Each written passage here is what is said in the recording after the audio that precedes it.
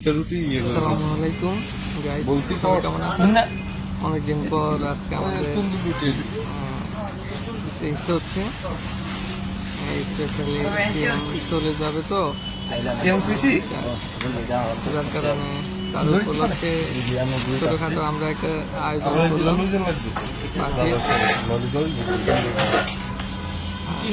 খুশি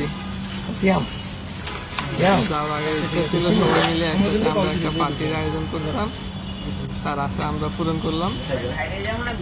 সবাই একসাথে ছিলাম, ভালো লাগলো। সবাই একসাথে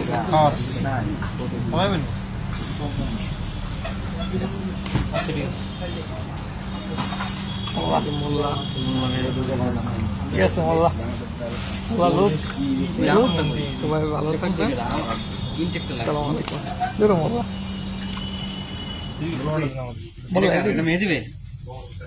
জানি না এটা অন্যায়, আপনি আমারটা